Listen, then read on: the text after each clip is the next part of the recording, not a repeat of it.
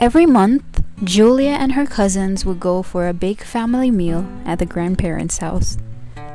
They always wait excitedly for that moment when grandfather would call them together and give them a few dollars to buy something for themselves.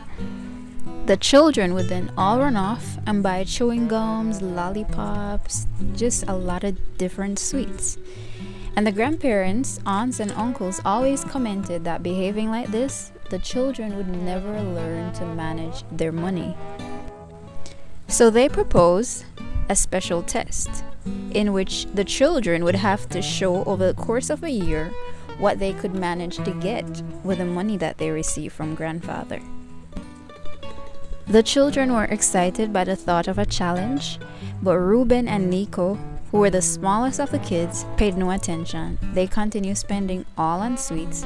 They didn't have time for that. And before long, they started to make fun of Clara and Joe, their other cousins, who soon gave in to the pressure and started to spend their money on sweets as they normally did.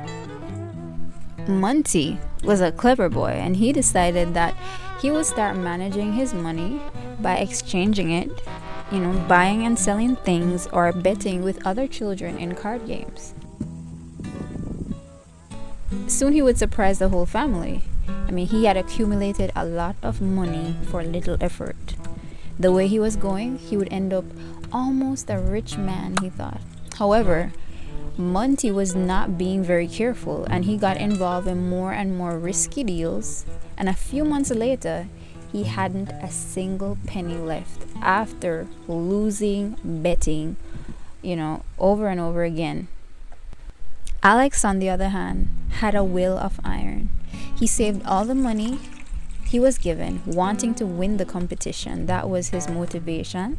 And at the end of the year, he had collected more money than anyone. Even better, with so much money, he managed to buy sweets at a reduced price, so that on the day of the competition, he was presented with enough sweets for much more than a year. There was also Julia.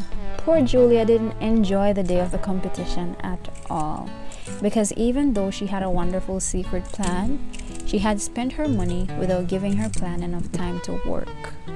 However, she was sure that her plan was a good one, that she decided to carry on with it and maybe change the expressions of her relatives, who seemed to be saying, "What a disaster that girl is. She couldn't save anything at all."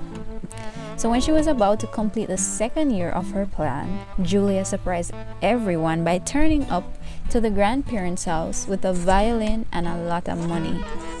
What was even more impressive was hearing her play. She did it really, really well. See, everyone knew that Julia adored the violin, even though the family couldn't afford to pay for her to have lessons.